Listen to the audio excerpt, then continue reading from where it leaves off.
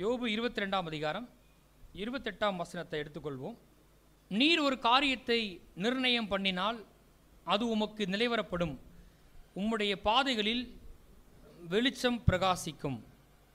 இந்த ஆண்டில் கர்த்தர் ஒன்றை செய்ய வேண்டும் என்று அவருக்காக காத்து கொண்டிருக்கக்கூடாது. நம்ம கடந்து போகிற சூழ்நிலை மாற்றுவதற்கு கர்த்தர் ஒன்றை செய்வார்னு நினைக்கிறாங்க. ஆனால் கர்த்தர் எல்லாவற்றையும் செய்து முடித்து விட்டார். இப்போ நாம் கடந்து போகிற அந்த சூழ்நிலை மாறுவதற்கு, அதை மாற்றுவதற்கு, அதன் மீது ஆளுகை செய்கிற பொறுப்பை கர்த்தர் நம்மிடத்தில் கொடுத்துருக்கிறார். இருளாருக்கு சமாதானமாக இல்லை, வெற்றி இல்லை, பெருக்கம் இல்லை, அப்படி இல்லை இல்லைன்னு சொல்லி கொண்டிருக்கக்கூடாது. என்ன வேணுமோ அதை பேசும்படி தேவன் எதிர்பார்க்கிறார். நீர் ஒரு காரியத்தை நிர்ணயம் பண்ணினால் அது உமக்கு நிலைவரப்படும். சொல்லுங்கள், நான் ஒரு காரியத்தை நிர்ணயம் பண்ணினால் அது எனக்கு நிலைவரப்படும், என்னுடைய பாதைகளில் வெளிச்சம் பிரகாசிக்கும். அந்த நிர்ணயம் பண்ணுற இடத்துல டிக்ளர்ன்ற வார்த்தை, டிக்ரின்ற வார்த்தை, ப்ரொக்ளைம்ன்ற வார்த்தை. ப்ரொக்ளைம் பண்ணுறது என்னது? பிரகடனப்படுத்துறது. அப்போ நிர்ணயம் பண்ணுறனாலும் பாருங்கள், தீர்மானம் பண்ணுறது. எத்தனை பேர் தீர்மானம் பண்ணியிருக்கிறீங்க? அந்த தீர்மானம் என்ன செய்யப்பட வேண்டும்? பிரகடனப்படுத்தப்பட வேண்டும். நம்முடைய எதிர்காலத்தை குறித்து கர்த்தர் வார்த்தையின்படி இப்படி தான் நடக்குன்னு நான் என்ன செய்கிறேன்? அவர் தீர்மானம் பண்ணிட்டாரு. ஆனால் நான் இப்போ என்ன பண்ணுறேன்? நானும் ஒரு காரியத்தை கர்த்தர் வார்த்தைன்னு தீர்மானம் பண்ணி அதை பிரகடனப்படுத்தும் பொழுது, நான் சொல்லும் போது அப்படி ஆகிறது என்று தேவன் சொல்லுகிறார். எத்தனை பேர் கர்த்தர் வார்த்தையை பிரகடனப்படுத்த போகிறீர்கள்? அங்கே போவோம். சங்கீதம் 2ஆம் அதிகாரத்தை எடுத்துக்கொள்ளுங்க. 7ஆம் வசனத்தை வாசிப்போம். தீர்மானத்தின் விவரம் சொல்லுவேன். கர்த்தர் என்னை நோக்கி, நீர் என்னுடைய குமாரன், இன்று நான் உம்மை ஜெனிப்பித்தேன், என்னை கேளும், அப்பொழுது ஜாதிகளை உமக்கு சுதந்திரமாகவும் பூமியின் எல்லைகளை உமக்கு சொந்தமாகவும் கொடுப்பேன். அதில் முதல் வார்த்தை போட்டிருக்கு, தீர்மானத்தின் விவரம் சொல்லுவேன். ஒரு தீர்மானம் எடுத்தால் அது என்ன செய்யப்படணும்? சொல்லப்படணும், அது கூறப்படணும், அது ஆணையிடப்பட வேண்டும், அது பிரகடனப்படுத்தப்பட வேண்டும். இங்கேயும் கூட பார்த்தீங்கன்னா தீர்மானத்தின் விவரம் சொல்லுவேன்னு சொன்னால் நான் எடுத்த தீர்மானத்தை என்ன பண்ணுறேன்? பிரகடனப்படுத்துகிறேன். ஒரு ராஜா ஒரு தீர்மானம் எடுத்துட்டான் அப்படின்னா கண்டிப்பாக அதை என்ன செய்வான்? அதுக்கப்புறம் அவன் ஆளுகை செய்கிற இடத்துல அதை பிரகடனப்படுத்துவான். அங்கே லூக்கால் சுவிசேஷம் போங்க. லூக்கா 2:1. அந்நாட்களில் உலகமெங்கும் குடிமதிப்பு எழுதப்பட வேண்டும் என்று அகஸ்துராயனால் கட்டளை பிறந்தது. அந்தபடி குடிமதிப்பு எழுதப்படும்படிக்கு எல்லாரும் தங்கள் தங்கள் ஊர்களுக்கு போனார்கள். முதல்ல வார்த்தை போட்டிருக்கு, குடிமதிப்பு எழுதப்பட வேண்டும் என்று அகஸ்துராயனால் என்ன போட்டிருக்கு சத்தமா? கட்டளை பிறந்தது. அப்படின்னா அகஸ்துராயன் ஒரு காரியத்தை அந்த ராஜா தீர்மானம் பண்ணியிருப்பான். அந்த தீர்மானத்தை ஒரு கட்டளையாக எழுத மாத்திரம் கிடையாது, அதை என்ன செஞ்சிருப்பான்? பிரகடனப்படுத்தி இருப்பான். அது தேசம் எங்கும் என்ன செய்யப்பட்டிருக்கும்? அனுப்பப்பட்டிருக்கும். எத்தனை முறை ஆமென் சொல்றீங்க? அவன் எங்கெங்க ஆளுகை செய்கிறானோ அங்கெல்லாம் அது என்ன செய்யப்பட்டிருக்கும்? அனுப்பப்பட்டு இந்த கட்டளை பிறந்திருக்குது, குடிமதிப்பு எழுதப்பட வேண்டும் என்று சொல்லப்பட்டிருக்கும், பிரகடனப்படுத்தப்பட்டிருக்கும். நான் ஒரு காரியத்தை நிர்ணயம் பண்ணிட்டேன், நான் ஒரு காரியத்தை தீர்மானம் செஞ்சுட்டேன், கர்த்தர் வார்த்தையின்படி தான் எனக்கு நடக்க போகுது, இப்படி தான் என் எதிர்காலம் இருக்க போகுது என்பதை நான் தீர்மானிச்சிட்டேன்.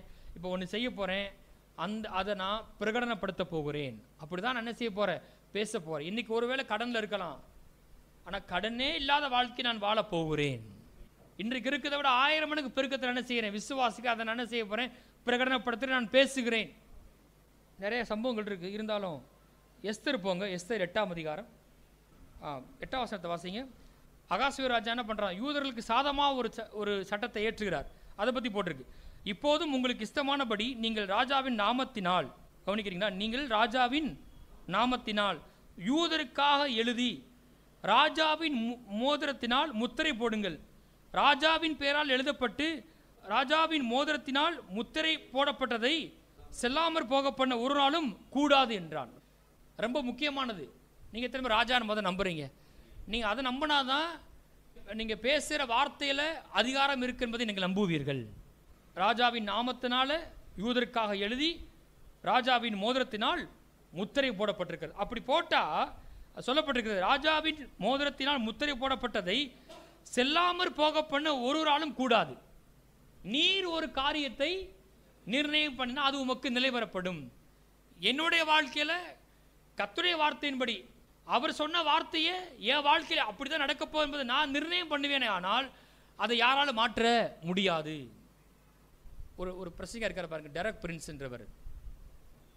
எப்படி தானியேல் இஸ்ரவேல் ஜனங்கள் அடிமைப்பட்ட பிறகு விடுதலை ஆவார்கள் என்பதை கண்டுபிடிச்சு என்ன செஞ்சாவே ஜெபிச்சான் இல்லையா, அதே போல பாருங்க டெரக் பிரின்ஸ் பாருங்க, அவர் சொல்றாரு, இந்த உலகத்தில் நடக்கிற எல்லா காரியங்களை குறித்து ஏற்கனவே வேதத்தை சொல்லப்பட்டிருக்குது, அதை கண்டுபிடிச்சு அதற்குரிய வார்த்தையை தெரிந்தெடுத்து நான் என்ன பண்றேன், அந்த தேசங்களுக்காக நான் ஜெபிக்கிறேன். அப்படி ஜெபிக்கும் போது அந்த தேசத்திலே பெரிய மாற்றம் உண்டாகிறது. அவர் சொல்றாரு, கர்த்தரே சொன்னாராம் பாருங்க, இஸ்ரேல் தேசம், கவனிங்கள், இஸ்ரவேல் தேசம் மறுபடியும் ஒரு தேசமா உருவானதுக்கு முக்கியமான ஒரு காரியம் டெரக் பிரின்ஸும் அவர் மனைவியும் ஜெபித்த ஜெபம். எசேக்கியேல் புஸ்தகத்தில் உலர்ந்த எலும்புகள் கிடக்கும் இல்லையா, இது உயிரடையுமான்னு கேட்பார் கர்த்தர். அந்த சம்பவம் வருது. அது எதை பற்றி போட்டிருக்கு தெரியுமா, அது யூதர்கள் சிதறடிக்கப்பட்டு போயிட்டாங்க, திரும்ப அவர்கள் ஒரு தேசமா எழும்ப முடியுமா, அதை பற்றின ஒரு தீர்க்க தரிசனம். கண்டிப்பான கர்த்தர் சொல்லுவார், இவரை ஒரு தேசமா மகாசேனை எழும்ப பண்ணுவேன். இதை ஒருத்தர் கண்டுபிடிச்சு அதை என்ன பண்றாரு, டிக்ளேர் பண்றாரு. அந்த காலத்துக்கு கேட்டாரு போல என்ன பேச ஆரம்பிக்கிறார். அப்படி பேசும்போது அதை கர்த்தர் நிறைவேற்றுகிறார். அப்ப இன்னைக்கும் பாருங்க, நம்ம வாழ்க்கையில தனிப்பட்ட விதத்தில் நம்முடைய சபையை குறித்து, நம்முடைய பட்டணத்தை குறித்து, நம்முடைய குடும்பத்தை குறித்து, நம்முடைய வாழ்க்கை குறித்து தேவன் சொல்லுகிற காரியங்களை முன்னறிந்து அதை நாம பிரகடனப்படுத்தும் பொழுது, நாம் நம்முடைய சார்பில் அதை டிக்ளேர் பண்ணும்போது, டிக்ரி பண்ணும்போது, ஜெபிக்கும் போது அதை கர்த்தர் நிறைவேற்றுகிறவராக இருக்கிறார். ஆனால் நாம் என்ன பண்ணிடுறோம், கர்த்தர் காலத்துக்கு காலம் வரும்போது செஞ்சிருவார் நம்ம நினைக்கிறோம், கர்த்தருக்காக வெயிட் பண்ணுறோம். அப்படி காரியம் என்ன செய்யாது, மாறாது. நாம் கடந்து போகிற சூழ்நிலை குறித்து நாம் தான் கர்த்தரை வார்த்தை எடுத்து நிர்ணயம் பண்ண வேண்டும், டிக்ளேர் பண்ண வேண்டும். இந்த பொறுப்பை தேவன் நமக்கு வைத்திருக்கிறார். ஆகவே தான் பாருங்க, அனுதினமும் கர்த்தரை வார்த்தையை அறிக்கை செய்து ரொம்ப ரொம்ப வாழ்க்கையில் முக்கியமான ஒன்று. சரி, இங்கே ஒரு காரியம் போட்டிருக்கு, ராஜாவின் நாமத்தில் ஒரு காரியத்தை எழுதி ராஜாவின் மோதிரத்தினால முத்திரை போடப்பட்டாச்சுன்னா அதை யாரும் மாற்ற முடியாது. கர்த்தரை வார்த்தை யாராலும் மாற்ற முடியுமா? கர்த்தரை வார்த்தை யாரும் மாற்ற முடியாது. அந்த வார்த்தை எழுதப்பட்டது மாத்திரம் கிடையாது, இப்போ கையில் ஒரு தீர்மானம் வந்துருச்சு, ராஜாவின் தீர்மானம் வந்து விட்டது. இது அப்போ அது என்ன செய்யப்பட வேணும், எல்லாருக்கும் அறிவிக்கப்படணும். அதை அவங்க செய்கிறாங்க பாருங்களேன். 10ஆம் வசனத்தை வாசிங்க. அந்த கட்டளைகள் அகாஸ்வேரு ராஜாவின் பெயரால் எழுதப்பட்டு ராஜாவின் மோதிரத்தினால் முத்திரை போடப்பட்ட பின், வாசிங்கள் எல்லாரும், குதிரைகள் மேலும் வேகமான ஒட்டகங்கள் மேலும் கோவேறு கழுதைகள் மேலும் ஏறி போகிற அஞ்சற்காரல் கையில் அனுப்பப்பட்டது. பாருங்க, ராஜா ஒரு காரியத்தை தீர்மானிச்சிட்டாரு, திட்டம் பண்ணிட்டாரு, எழுதி வைத்து விட்டார். இப்ப இது அங்க போய் ஜனங்களுக்கு சேர்ந்தாதான் நன்மை உண்டாக போகுது, இல்லைன்னா கொண்டு போட்டுருவான் மேபி. இப்ப என்ன செய்யறாங்க, ராஜாவின் கட்டளை பிறந்த உடனே, அவர் கொடுத்துட்ட உடனே இதை உடனடியா குதிரைகள் மேலும் வேகமான ஒட்டகங்கள் மேலும் கொடுத்து அனுப்பப்படுகிறது. வேகமா கொண்டு போங்க, கொண்டு போய் என்ன செய்யுங்க, பிரகடனப்படுத்துங்க. அங்க போய் என்ன செய்வாங்க, கண்டிப்பா அதை போய் சொல்லுவார்கள், பிரகடனப்படுத்துறாங்க. அதை பத்தி அங்க போட்டிருக்கு பாருங்களேன். 13ஆம் வசனத்தை வாசிங்க. யூதர் தங்கள் பகைஞருக்கு சரி கட்டும்படி நியமித்த அன்றைய தினத்தில் ஆயத்தமாக இருக்க வேண்டும் என்று அந்தந்த நாட்டில் உள்ள சகல ஜனங்களுக்கும் கூறப்படுவதற்காக கொடுக்கப்பட்ட கட்டளையின் நகல் இதுவே. இது ஒவ்வொரு நாட்டிலும் பிரசித்தம் பண்ணப்பட்டது. அன்னைக்கு தான் யூதர் அழிக்கப்படணும், ஆனால் அன்னைக்கே அவங்களுக்கு ரட்சிப்பு உண்டாகிவிட்டது. இவன் என்ன செய்யலாம், எதிரிகளை அழிக்கலாம் அப்படின்னு சொல்லி ஒரு கட்டளை பிறந்துருச்சு. அந்தந்த நாட்டில் உள்ள சகல ஜனங்களுக்கும் கூறப்படுவதற்காக கொடுக்கப்பட்ட கட்டளையின் நகல். எதற்காக? கூறப்படுவதற்காக. அதான் டிக்ளேர் பண்றது, கூறுவது. டிக்ரி பண்ணது ஆணையிடுவது, ப்ரொக்ளைம் பண்ணது பிரகடனப்படுத்துவது. அப்ப அந்த நகல் இதுவே, இது ஒவ்வொரு நாட்டிலும் பிரசித்தம் பண்ணப்பட்டது. இந்த பைபிளை நம்ம கையில் கொண்டு சேர்க்கிறதுக்கு எவ்வளவோ ரத்தக்கரையும் சிந்தப்பட்டிருக்கிறது. இந்த பைபிள் கொண்டு வந்து சேர்க்கப்படுவதற்கு வேகமான ஒட்டகங்களின் மேலும் குதிரைகளின் மேலும் கோவேறு கழுதைகள் மேலும் அஞ்சற்காரல் கையிலும் கொடுத்து அனுப்பப்பட்டதும் போட்டிருக்கு. அந்த மாதிரி கர்த்தர் பல காரியங்களை செஞ்சு இன்னைக்கு கடைசியா இந்த நகலை நம்ம கையில் கொண்டு வந்து சேர்த்திருக்கிறார். ஆமென், பிரைஸ் தி லார்ட். இப்போ நான் என்ன செய்யணும்னு கேட்டா, நான் ஒரு ராஜாவாக இருக்கப்பட்டதுனால இதை நான் என் வாழ்க்கையின் சூழ்நிலையில் என்ன செய்யணும், கூற வேண்டும். இது என் வாழ்க்கையின் சூழ்நிலை முன்கூட்டி என்ன செய்யணும், கட்டளையிட வேண்டும். நான் சொன்ன மாதிரி ஆணையிட வேண்டும், அதை பிரகடனப்படுத்த வேண்டும். ஒவ்வொரு நாளுமே வேலை இதுதான். கத்தருக்கா காத்திருக்க போகிறீங்களா, இல்லை அறிக்கை செய்ய போகிறீங்களா? எதிர்காலத்தை குறித்து கத்தர் ஏதோ திட்டம் போட்டு வச்சிருக்கா, அது பாட்டு தானே நடக்கும். நடப்பதெல்லாம் தேவ சித்தம் அல்ல. எது தேவ சித்தம்? கத்தர வார்த்தை தான் தேவனுடைய சித்தம். அதை எடுத்து நாம் என்ன செய்யணும்? அந்த வில் ஆஃப் காடை ஜெபத்து மூலமாக, அறிக்கையின் மூலமாக நாம் நம்முடைய வாழ்க்கையில் உறுதிப்படுத்த வேண்டும். சொல்லுங்க, நான் ஒரு காரியத்தை நிர்ணயம் பண்ணினால் அது எனக்கு நிலைவரப்படும், என்னுடைய பாதைகளில் வெளிச்சம் பிரகாசிக்கும். கத்திர வார்த்தையை பேச பேச என்ன செய்தான்? வெளிச்சம் பிரகாசிக்கும். சொன்ன மாதிரியே அப்படியே நிலைவரப்பட ஆரம்பிக்கிறது. எதையாவது சொல்லக்கூடாது. எதை சொல்லணும்? நீர் ஒரு காரியத்தை நிர்ணயம் பண்ணாலும் எதை சொல்லணும்னு கேட்டால் கத்தரைய வார்த்தையை சொல்லணும். ஏன் அப்படின்னு கேட்டால், அங்கே சில காரியத்தை நான் சொல்ல விரும்புகிறேன். கத்திர வார்த்தை ஏன் சொல்லணும் அப்படின்னு அங்கே போங்க. சங்கீதம் 33:6, கர்த்தருடைய வார்த்தையினால் வானங்களும் அவருடைய வாயின் சுவாசத்தினால் அவைகளின் சர்வ சேனையும் உண்டாக்கப்பட்டது. நம்ம காண்கிற சர்வ பூமியும் அதில் உள்ள யாவும் எப்படி உண்டாக்கப்படுதுன்னு கேட்டால் கர்த்தருடைய வார்த்தையினால. சரியா சொல்லப்போனால் 2 காரியம், வார்த்தையினாலும் அவருடைய வாயின் சுவாசத்தினாலும். கர்த்தர் ஒன்று பேச ஆரம்பிக்கிறார் அப்படின்னாலே வெளிச்சம் உண்டாக கடவுது அப்படின்னு சொல்றார். அப்படின்னா வார்த்தை மட்டும் வராது, வார்த்தை வரும்போது அதோட சுவாசமும் வருகிறது. வார்த்தையும் ஆவியானவரும். நம்ம சுவாசம் கொடுக்காம பேச முடியாது. சுவாசம் கலந்துதானே பேச்சு வருது. அப்போ ஒரு காரியம் எப்படி உண்டாக்கப்படுதுன்னு கேட்டிங்கன்னா, கர்த்தர் உண்டாக்கும் போது அவருடைய வார்த்தையினாலும் அவருடைய வாயின் சுவாசத்தினாலும். நம்முடைய வாழ்க்கையிலும் அப்படி தான். நாம் கர்த்தர வார்த்தையை பேசும்போது அவர் காரியங்கள் என்ன செய்கிறாரு? சிருஷ்டிக்கிறார். ஆதியாகமத்தில் அப்படி தானே பார்க்குறோம். பூமியானது ஒழுங்கின்மையும் வெறுமையுமாய் இருந்தது, ஆழத்தின் மேல் இருள் இருந்தது, ஜலத்தின் மேல் தேவாவியானவர் அசைவாடி கொண்டிருந்தார். வெளிச்சம் உண்டாக்குனது தேவன் சொன்னார், அது அப்படி ஆயிற்று. அப்படி ஆக்குனது யாரு? ஜலத்தின் மேல் அசைவாடின ஆவியானவர். சொல்ல வேண்டியதான் நம்முடைய பொறுப்பு, சிருஷ்டிக்க வேண்டியது அவருடைய வேலை. அங்கே போவோம், கர்த்தர் வார்த்தைக்குரிய வல்லமை பார்ப்போம். எபிரேயர் 1:3 3 வாசிங்க. இவர் அவருடைய மகிமையின் பிரகாசமும் அவருடைய தன்மையின் சொரூபமாயிருந்து, சத்தமாக வாசிப்போம், சர்வத்தையும் தம்முடைய வல்லமையுள்ள வசனத்தினாலே தாங்குகிறவராய். கர்த்தர் சர்வத்தை எப்படி தாங்குகிறாரா? தம்முடைய வல்லமையுள்ள வசனத்தினாலே. சொல்லுங்க, வல்லமையுள்ள வசனத்தினாலே. சொல்லுங்க, வல்லமையுள்ள வசனத்தினாலே. அப்ப சர்வத்தையும் தாங்குற தேவன் நம்ம குடும்பத்தை தாங்குவாரா? அவருடைய வசனம் நம்முடைய குடும்பத்தை தாங்கும். அவருடைய வசனம், அவருடைய வார்த்தை நம்முடைய ஊழியத்தை தாங்கும்.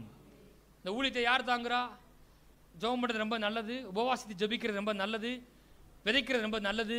ஆனால் சரியாக சொல்ல போனால் அந்த ஊழியத்தை தாங்கிறது கர்த்தருடைய வார்த்தை. உங்கள் பிள்ளைகளை தாங்க போது கர்த்தருடைய வார்த்தை. சர்வத்தை உண்டாக்குனது கர்த்தருடைய வார்த்தை தான், சர்வத்தையும் தாங்கிறதும் கர்த்தருடைய வார்த்தை தான். ஏசாயா 55:10 வாசிப்போம். மாரியும் உறைந்த மழையும் வானத்திலிருந்து இறங்கி அவ்விடத்துக்கு திரும்பாமல் பூமியை நனைத்து அதில் முளை கிளம்பி விளையும்படி செய்து, விதைக்கிறவனுக்கு விதையையும் புசிக்கிறவனுக்கு ஆகாரத்தையும் கொடுக்கிறது எப்படியோ அப்படியே என் வாயிலிருந்து புறப்படும் வசனமும் இருக்கும். அது வெறுமையாக இடத்துக்கு திரும்பாமல் அது நான் விரும்புகிறதை செய்து நான் அதை அனுப்பின காரியமாகும்படி வாய்க்கும். எந்த காரியத்தையும் செய்வதற்கு தேவன் என்ன செய்கிறாரு? தமது வசனத்தை அனுப்புகிறார். அது அனுப்பின காரியமாகும்படியே வாய்க்கும். எத்தனை பேர் ஆமென் சொல்கிறீங்க? கர்த்தர் அந்த ராஜா அகாஸ்வேரு ராஜா அவன் நாமத்தால் ஒரு காரியத்தை எழுதி தன்னுடைய மோதிரத்தால் முத்திரை போட்டு அனுப்பினா அது நடக்காமல் இருக்குமா? நடக்காமல் இருக்க முடியுமா? முடியாது. அது நான் அனுப்பின காரியமாகும்படியே வாய்க்கும். அப்படியே என் வாயிலிருந்து புறப்படும் வசனமும் இருக்கும். அது வெறுமையான இடத்துக்கு திரும்பாமல் நான் விரும்புகிற அதை செய்து நான் அதை அனுப்பின காரியமாகும்படி வாய்க்கும்.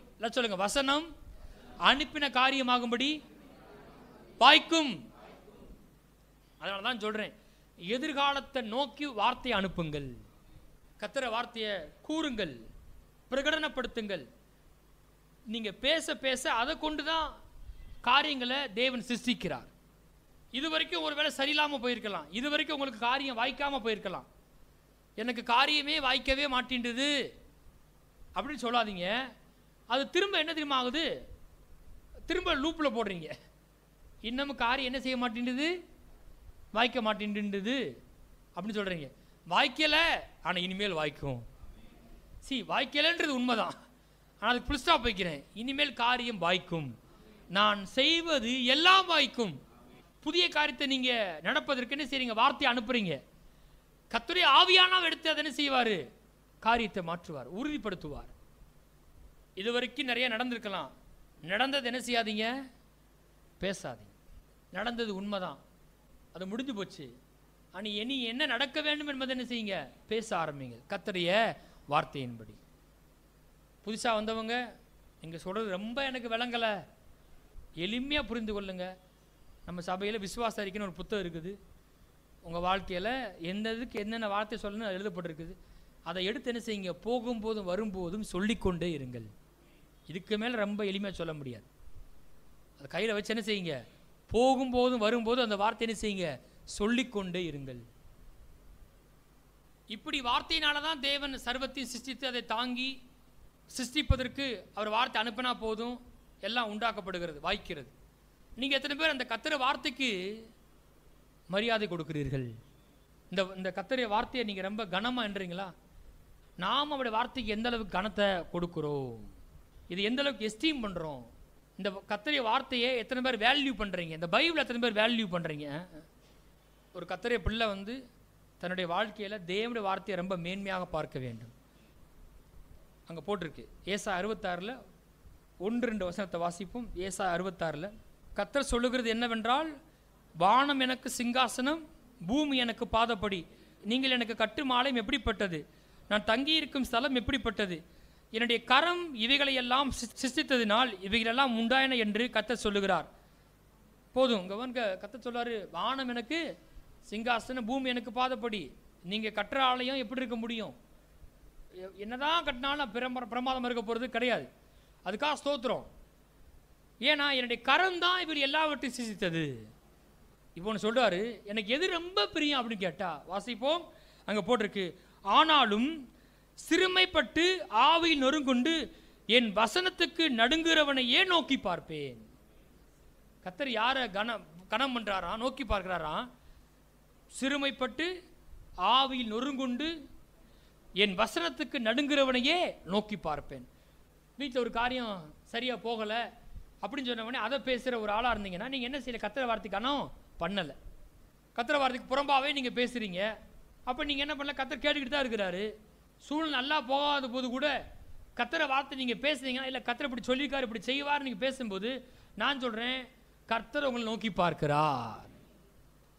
ஆனால் கர்த்தரை வார்த்தைக்கு புறமானவ பேசும்போது அவரோட வார்த்தையை அசட்டை பண்ணுறோம். தெய்வ வார்த்தையை பெற்ற இவர்களே ஞானம் விவேகம் உள்ள ஜாதி, இந்த ஜாதிக்கு ஒப்பான ஜாதி ஏதுன்னு கர்த்தர் கேட்கிறாரு. கம்பேர் பண்ணும்போது அவங்ககிட்ட தேவனுடைய வார்த்தை இல்லை, இவங்ககிட்ட தேவனுடைய வார்த்தை இருக்கிறதுன்னு கர்த்தர் பேசுகிறார். சபையில் மாத்திரம் கிடையாது, வீட்டில் போனாலும் கர்த்தர் வார்த்தையின்படி நம்ம பேசுகிறோமா? கர்த்தர் வார்த்தைக்கு மரியாதை கொடுக்குறோமா? அந்த மாதிரி குடும்பத்தை நம்ம நடத்துகிறோமா? கர்த்தர் வார்த்தைக்கு ஊந்துவத்தில் குடும்பத்தில் நம்ம காரியங்களை செய்கிறோமா? கர்த்தர் இப்படி சொல்லியிருக்காரு, நீ பேசுகிற கர்த்தர் வார்த்தைக்கு புறம்பானது, அப்படி பேசக்கூடாது, பேச வேண்டாம். சர்வத்தையும் உண்டாக்கின சிருஷ்டித்த அந்த வார்த்தையை நான் அனுப்பினா என் வாழ்க்கையிலும் புதிய காரியங்கள் உண்டாகும். அனுப்பின காரியமாக வாய்க்கிற அந்த வசனத்தை நான் சொல்லும் போது என் வாழ்க்கையிலும் காரியங்கள் வாய்க்கும். அந்த வார்த்தையை நான் பேச வேண்டும். மோசே அப்படி செஞ்சார் பாருங்களேன். யாத்ரா 3:11 அப்பொழுது மோசே தேவனை நோக்கி, பார்வோனிடத்துக்கு போகவும் இஸ்ரவேல் புத்திரரை எகிப்திலிருந்து அழைத்து வரவும் நான் எம்மாத்திரம். ஒரு ஜாப் கொடுக்குறார் ஆண்டவர் மோசேக்கு. இங்க வா, நான் உன்னை எகிப்துக்கு அனுப்புவேன். ஒரு காரியத்தை நீ செய்யணும். நீ ஏற்கனவே பார்வோனை பார்த்த ஆள் தான், ஆனால் இப்போ நான் பார்வோனத்தை உன்னை அனுப்புகிறேன். எதுக்குன்னு கேட்டால், அங்கே அடிமைப்பட்ட என் ஜனங்களை விடுதலை ஆக்கி கொண்டு வரும்படி உன்னை அனுப்புறேன்றார் கர்த்தர். ஒரு வேலையை கொடுக்குறார். அப்போ மோசே கதறாரு, நான் இதுக்கு வரல. 40 வயசுல கத்தி எடுத்து குத்துனவர் எதுக்காக? தங்களுடைய சகோதரரை விடுதலை ஆக்கும்படிக்கு. 40 வயசுல ரொம்ப கான்ஃபிடன்ஸ் இருந்துச்சு தான் மாம்சத்து மேல, நல்ல ஆள் வலுவா இருந்தார். இப்போ நமக்கு இந்த வேலையே வேணாண்டா சாமி, யாரையும் நம்ம விடுதலையாக்க வேணாம், நம்ம உண்டு நம்ம வேலையை உண்டுன்னு இருப்போம் அப்படின்னு இருக்கார். கர்த்தர் வந்து பேசுகிறாரு. பல முறை நீங்கள் வாசித்து பார்த்தீங்கன்னா, வேணாம் நான் எம்மாத்திரம், வேற யாராவது அனுப்புங்க அப்படின்ட்டு அப்படியே பேசிட்டே வரார்.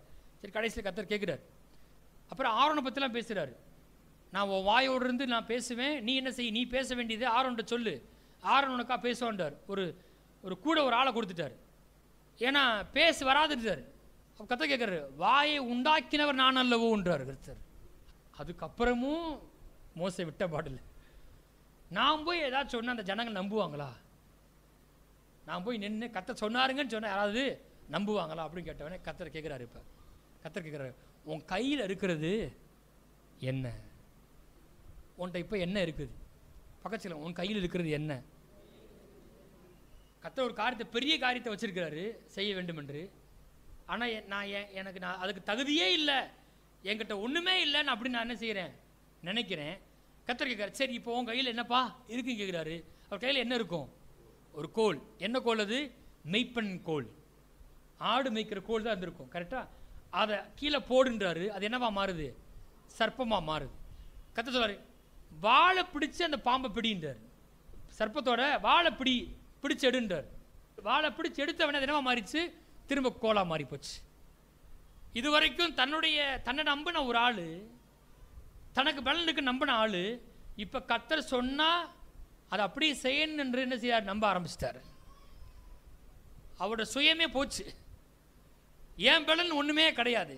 கர்த்தர் சொன்னா என்ன செய்வேன் அப்படி சொன்னவனே தாங்கிட்ட இருக்கிற ஒன்று அந்த மெய்ப்பெண் கோலை கீழே போட்டாரு. அது சர்ப்பமாக மாறுது. சொன்னபடியே செய்கிறாரு. சர்ப்பம் கடிச்சிச்சுன்னா அதை பற்றி அவர் என்னவே இல்லை, சொன்னபடி செய்கிறாரு. அது திரும்ப என்னவா மாறிச்சு? கோலாக மாறிச்சு. இப்போ அந்த கோல் வந்து தேவனுடைய கோலாக மாறிவிட்டது. தேவனுடைய கோல் தான். அது யார் கையில் இருக்குது? மோசேயின் கையில் இருக்குது. எத்தனை பேர் கையில் தேவனுடைய கோல் இருக்கிறது பாருங்க. நான் சில வசனத்தை வாசிக்க போறேன். மோசே எகிப்தில் செய்த எல்லா காரியங்களும் அந்த தேவனுடைய கோலை வைத்தான் செய்தார். யாத்ராம் 7:20 போட்டிருக்குது, கர்த்தர் கட்டளையிட்டபடி மோசேயும் ஆரோனும் செய்தார்கள். பார்வோனுடைய கண்களுக்கு முன்பாகவும் அவன் ஊழியக்காரருக்கு கண்களுக்கு முன்பாகவும் கோலை ஓங்கி நதியில் உள்ள தண்ணீரை அடிக்க நதியில் உள்ள தண்ணீர் எல்லாம் ரத்தமாய் மாறி போச்சு. தண்ணி எப்படி ரத்தமாக மாறிச்சு? கோல் அடிச்சதுனால. யாத்ராம் 8:5 போட்டிருக்குது, மேலும் கர்த்தர் மோசேயிடத்தில், நீ ஆரோனை நோக்கி, நீ உன் கையில் இருக்கிற கோலை நதிகள் மேலும் வாய்க்கால் மேலும் நீட்டி எகிப்து தேசத்தின் மேல் தவளைகள் வரும்படி செய் என்று சொல் என்றார். அப்போ இவங்க தான் என்ன பண்ணுறாங்க? கர்த்தர் சொல்கிறாரு, அது இவங்க என்ன செய்கிறாங்க? தேவனுடைய கோலை வச்சு செய்கிறாங்க. அந்த நதி மீது அடித்த உடனே என்ன மாறுது? அது தவளையை புறப்பட்டு போகும்படி செய்யுது. அதுக்கப்புறம் பார்த்தீங்கன்னா, அப்பொழுது கர்த்தர் மோசேயினிடத்தில், நீ ஆரோனை நோக்கி உன் கோலை நீட்டி பூமியின் புழுதின் மேல் அடி, அப்பொழுது என்னவா வரும்? பேனா மாறுன்னு போட்டிருக்கு. யாத்திரை 9:23 போட்டிருக்குது, அப்படியே மோசே தன் கோலை வானத்துக்கு நேராக நீட்டினான். அப்போ என்னவா மாறிச்சான்? இடி முழக்கமும் கல் மழையும் பெய்ததுன்னு போட்டிருக்கு. யாத்திரை 10:13, அப்படியே மோசே தன் கோலை எகிப்து தேசத்தின் மேல் நீட்டினான். என்னவா மாறிச்சான்? அன்றைக்கு பகல் முழுவதும் ரா முழுவதும் கீழ்காற்றை தேசத்து மேல் வீச பண்ணினார். வெட்டுக்கிளி வந்துச்சான். இவர் ஒண்ணுதான் பண்றாரு, தேவனுடைய கோலை உயர்த்தி பிடிக்கிறாரு. என்ன நடக்கணுமோ அதுக்கு நேராக நீட்டுகிறார். வானத்துக்கு நேராக நீட்டாரு, தேசத்துக்கு நேராக நீட்டாரு, அந்த தண்ணிக்கு நேராக நீட்டாரு அந்த தேவனுடைய கோலை. அப்புறம் போட்டிருக்கு செங்கல் வந்துருச்சு. அப்போ என்ன பண்ணாரு? அழுகிறாரு மோசே, நீ என்னிடத்தில் முறையிடுகிறது என்ன? அந்த கோலை ஓங்கி சமுத்திரத்தை 2ஆக பிளந்து விடுன்றார். அங்கேயே என்ன பயன்படுத்தப்படுகிறது? கோல் தான். திரும்ப கதை சொல்றாரு, இப்போ புறப்பட்டு போங்க, நீ புறப்பட்டு போகிறதுக்கு முன்பாக நான் ஒன்றிடத்தை கொடுத்த அந்த கோலை நீ செஞ்சு எடுத்துக்கொண்டு போவாயாக, அதை கொண்டு நீ என்ன செய்வ? அற்புதங்களை செய்வ. அங்கே போனா பாறையை கண்மலை அடிக்கிறாரு, தண்ணி புறப்பட்டு வருது. அமலேக்கில் வந்தாங்க, இந்த கோலை உயர்த்தி பிடிச்சாரு, ஜெயம் வந்துச்சு. எல்லா இடங்கள்லையும் அற்புதங்களை செய்தது எதுன்னு கேட்டா, தேவனுடைய கோலை மோசே உயர்த்தி பிடித்தார். எத்தனை பேர் ஆமென் சொல்றீங்க? சரியா சொல்ல போனா, கர்த்தர் ஒன்றை சொல்றாரு, அதை அவர் பிரகடனப்படுத்துறாரு. ஆமென். கர்த்தர் சொல்லிட்டாரு, அது நடக்கும்படி அதிகாரத்தை மோசே பயன்படுத்துகிறார். அந்த சூழ்நிலை மீது அவர் பயன்படுத்துகிறார். எல்லாம் பைபிளை உயர்த்தி பிடிங்க பார்ப்போம். ஆமென். ஹல்லேலூயா. இது நம்முடைய வாழ்க்கையை குறித்து, சரீரத்தை குறித்து, நம்முடைய எதிர்காலத்தை குறித்து, நம்முடைய பண விஷயத்தை குறித்து கர்த்தர் வார்த்தையுடைய புஸ்தகமாக இருக்கிறது. ஆமென். இப்போ கர்த்தர் என்ன செய்வார் நீங்கள் நினைக்கிறீங்க? நீ பேசாமல் இருப்பா, நான் பார்த்துக்கிறேன்னு சொல்லுவார் நினைக்கிறீங்களா? கிடையாது. தேவனுடைய கோல் உங்கள் கையில் இருக்குதுங்க. எல்லாருக்குமே விரதமான சூழ்நிலை வரதான் செய்யுது. வரும், மலைகள் வரலாம், தடைகள் வரலாம். ஆனால் அதன் மத்தியில் இந்த வார்த்தையை உயர்த்தி பிடிக்கும்படி, அந்த வார்த்தை அந்த சூழ்நிலை மீது கூறும்படி, அந்த வார்த்தையின்படி நடக்கும் என்று டிக்ளேர் பண்ணும்படி, அந்த வார்த்தையின்படி ஆணையிடும்படி, அந்த வார்த்தையை அந்த இடத்துல பிரகடனப்படுத்த வேண்டும் என்று தேவன் நம்மகிட்ட எதிர்பார்க்கிறார். இதை நான் செஞ்சேன்னா அற்புதங்களை அவர் செய்கிறவராக இருக்கிறார். என்கிட்ட எதிர்பார்க்குது ஒன்று தான். எங்கள் குடும்பத்தை இனிமேல் கர்த்தர் வார்த்தைக்கு புறமா நாங்கள் என்ன செய்ய மாட்டோம்? பேச மாட்டோம். எங்கள் குடும்பத்தை இனிமேல் கர்த்தரை உயர்த்துற துதி தான் இருக்கும். ஆமென். ஒரு வசனத்தை மட்டும் வாசிங்களேன். ஏசாயா 57:19. தூரமாய் இருக்கிறவர்களுக்கும் சமீபமாய் இருக்கிறவர்களுக்கும் சமாதானம் சமாதானம் என்று கூறும் உதடுகளின் பலனை சிருஷ்டிக்கிறேன். யார் யாருக்கெல்லாம்? தூரமாக இருக்கிறவர்களுக்கும் சமீபமாக இருக்கிறவர்களுக்கும். உங்கள் வீட்டில் யாராவது தூரமாக இருக்கிறாங்களா? உங்களுக்கு சொந்தமானவங்க தூரமாக இருக்காங்களா? உங்களுக்கு சொந்தமானவங்க பக்கத்தில் இருக்கிறாங்களா? கத்த சொல்வார், தூரமாக இருக்கிறவர்களுக்கும் சமீபமாக இருக்கிறவர்களுக்கும் சமாதானம் சமாதானம் என்று கூறும் உதடுகளின் பலனை சிருஷ்டிக்கிறேன். பக்கத்தில் சொல்லுங்க, சமாதானம் சமாதானம் சொல்லுங்க. பக்கத்தில் இருக்கிறவங்களுக்கு சமாதானம் சமாதானம். தூரம் யாரா இருக்காங்களா? கையை ஊற்றி சொல்லுங்க. தூரத்தில் உங்க வீட்டில் இருக்கவங்களுக்கு சமாதானம் சமாதானம்.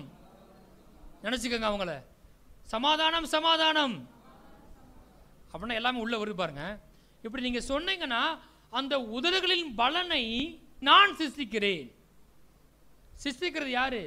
கர்த்தர். அவர்களை குணமாக்குவேன் என்று கர்த்தர் சொல்லுகிறார். சொல்ல வேண்டியது மாத்திரம் நம்முடைய வேலை. அந்த உதடுகளின் பலனை சிருஷ்டிக்கிறது யாரு?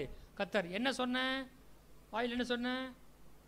நல்லா வரும்னான்னு தெரியல, இனி எப்படி ஆக போதோன்னு தெரியல, பயமாக இருக்குது, இது வரைக்கும் ஒன்றும் நடக்கலை, ரொம்ப மோசமாக போய்கிட்டு இருக்குது, இப்படி பேசுகிறோமா? இல்லை சமாதானம் சமாதானம் அப்படின்னு பேசுகிறோமா? நம்ம சமாதானம் சமாதானம் சொல்லும்போது அந்த உதடுகளின் பலனை கர்த்தர் சிருஷ்டிக்கிறார். நான் என்ன சொல்லணும் அதன்படி சிருஷ்டிப்பேன் கர்த்தர் என்ன செய்யலை, சொல்லலை. நான் என்ன சொன்னேனோ அதை நீ சொல்லும்போது நான் சிருஷ்டிக்கிறேன். நான் என்ன சொன்னேனோ அதன்படி சிருஷ்டிக்கிறது கிடையாது. நான் என்ன சொன்னேனோ அதை நீ சொல்லும்போது நான் சிருஷ்டிக்கிறேன். சொல்லுங்க, கர்த்தர் சொன்னதை நான் சொல்லும்போது அதை கர்த்தர் சிருஷ்டிக்கிறார். மறுபடியும் சொல்லுங்க, கர்த்தர் சொன்னதை நான் சொல்லும்போது அதை கர்த்தர் சிருஷ்டிக்கிறார். எத்தனை பேர் கர்த்தர் சொன்னதை சொல்ல போறீங்க? சொல்லுங்க. அப்படி சொல்லுவோமா சில வசனத்தை? 2 கொரிந்தியர் 9:8 வாசிப்போம். பண விஷயத்தில் நீங்கள் ஸ்ட்ரகிள் ஆனீங்கன்னா நீங்கள் இது என்ன செய்யுங்க? டிக்ளேர் பண்ணுங்க. மேலும் நீங்கள் எல்லாவற்றிலும் எப்பொழுதும் சம்பூர்ணமுடையவர்களாயும் சகலவித நற்கிரிகளிலும் பெருளாக இருக்கும்படியாக தேவன் உங்களிடத்தில் சகலவித கிருபையும் பெருக செய்ய வல்லவராக இருக்கார். எத்தனை பேர் இதை சொல்லலாம்னு நீங்கள் நினைக்கிறீங்க? இப்படித்தான் சொல்லணும். நான் எப்பொழுதும் எல்லாவற்றிலும் சம்பூர்ணமுடையாக இருக்கும்படிக்கு தேவன் சகலவித கிருபை வெண்ணில் பெருக செய்ய வல்லவராக இருக்கிறார். பண பிரச்சனையாக இருக்குது, நீங்கள் உட்காந்துட்டே இருந்தீங்கன்னா காரியம் என்ன செய்யாது? மாறாது. இதை சொன்னீங்கன்னா தேவன் பணத்தை சம்பாதிக்க கிருபையை பெருக செய்ய வல்லவராக இருக்கிறார். ஏசாயா 45:4. எகிப்தின் சம்பாத்தியமும் எத்தியோப்பியாவின் வர்த்தக லாபமும் நெடிய ஆட்களாகிய சபையின் வர்த்தக லாபமும் உன்னிடத்திற்கு தாண்டி வந்து உன்னுடையதாகும். Praise the Lord. அப்போ என்ன சொல்றீங்க? நான் சொல்றேன், வர்த்தக லாபங்கள் தாண்டி வந்து உங்களுடையதாகும். என்ன சொல்லுங்க? வர்த்தக லாபங்கள் தாண்டி வந்து என்னுடையதாகும். லாபம் உங்களை தேடி வருமா இயேசு நாமத்தினால? நீங்கள் ஒரு நஷ்டப்பட்டு இருக்கிறீங்க, சும்மாவே இருக்கிறீங்க, இந்த கர்த்தர் கண்ணே தெரியாதா? கர்த்தர் கண்டிப்பாக செய்வார், அவர் பார்த்துட்டு செய்வார் அப்படின்னு உட்காந்துருக்கீங்க. காரியம் மாறாது. எப்போ நீங்கள் இந்த வார்த்தையை டிக்ளேர் பண்ணுறீங்களோ, இந்த கட்டளையை பேசுகிறீங்களோ, அப்போ சொல்கிறேன், நான் சொல்கிறேன், பல ஆயிரம் பேரை தாண்டி வந்து லாபங்கள் உங்களுடையதாக மாறும் இயேசு நாமத்தினாலே. என் தேவன் தம்முடைய மகிமையின் ஐஸ்வரியத்தின்படி என் குறைகளை எல்லாம் கிறிஸ்து இயேசுக்குள் இம்மையிலே நிறைவாக்குவார். ஒரு மாசம் முழுவதும் எத்தனையோ தேவை வருது, அத்தனை தேவையும் சந்திப்பார் கர்த்தர். பிலிப்பியர் 4:13 போட்டிருக்குது, என்னை பலப்படுத்துகின்ற கிறிஸ்துவினாலே எல்லாவற்றையும் செய்ய எனக்கு பலன் உண்டு. அவர் அவர்கள் எகிப்து தேசத்திலிருந்து புறப்பட பண்ணினார், காண்டாமிருகத்துக்கு ஒத்த பலன் அவர்களுக்கு உண்டு. எல்லாம் சொல்லுங்க, பலன் உண்டு. சொல்லுங்க, பலன் உண்டு. இயேசுவின் தழும்புகளால் குணமானீர்கள். அகாஸ்வேரு அவன் நாமத்தில் எழுதின வார்த்தைக்கு வல்லம் இருக்குன்னா இது இயேசு ரத்தத்தை சிந்தி சம்பாதித்த வார்த்தைகளாக இருக்கிறது. யோசுவா 24:15 போட்டிருக்கு, நானும் என் வீட்டாருமோ வென்றால் கர்த்தரையே சேவிப்போம். எப்படிப்பட்ட டிக்ளரேஷன்! உங்களை பற்றி எனக்கு தெரியாது, ஆனால் நான் டிக்ளேர் பண்ணுறேன். இன்றைக்கி ஒருவேளை என் குடும்பத்தில் நான் மட்டும் ரட்சிக்கப்பட்டிருக்கலாம். நான் சொல்கிறேன், நானும் என் வீட்டாருமோ வென்றால் கர்த்தரையே சேவிப்போம். எல்லாம் சொல்லுங்கள், நானும் என் வீட்டாருமோ வென்றால் கர்த்தரையே சேவிப்போம். ரோமர் 8:28 போட்டிருக்குது, அவருடைய தீர்மானத்தின்படி அழைக்கப்பட்டவராய் அவரிடத்தில் அன்பு கூறுவர்களுக்கு சகலமும் நன்மைக்கு ஏதுவாக நடக்கிறது என்று நிச்சயித்திருக்கிறோம். சொல்லுங்க, அவருடைய தீர்மானத்தின்படி அழைக்கப்பட்ட என் வாழ்க்கையிலே அவரிடத்தில் அன்பு கூறுகிற எனக்கு சகலமும் நன்மைக்கு ஏதுவாக நடக்கிறது என்று நிச்சயித்திருக்கிறேன். அப்போ கொஞ்சம் சூழ்நிலை மாறும்போது பயப்படாமல் இதை சொல்லுவோம்னா நான் சொல்கிறேன், கர்த்தர் திருப்புவார். வாசிங்க, ஏசாயா 8:18 வாசிங்க. இதோ நானும் கர்த்தர் எனக்கு கொடுத்த பிள்ளைகளும் சியோன் பர்வதத்தில் வாசமாயிருக்கிற சேனைகளின் கர்த்தராலே இஸ்ரவேலில் அடையாளங்களாகவும் அற்புதங்களாகவும் இருக்கிறோம். எப்படி போட்டிருக்கு? அவன் எங்க சார் ஆக போறேன்? ஆகாதவன் போடல, அற்புதமானவன் போட்டிருக்குது, அடையாளமானவன் போட்டிருக்குது. இதைத்தான் சொல்லும். நானும் கர்த்தர் எனக்கு கொடுத்த பிள்ளைகளும் எப்படி இருக்கிறோம்? அற்புதங்களாகவும் அடையாளங்களாகவும் இருக்கிறோம். சொல்லுங்க, இருக்கிறோம். இதான் டிக்ளரேஷன்.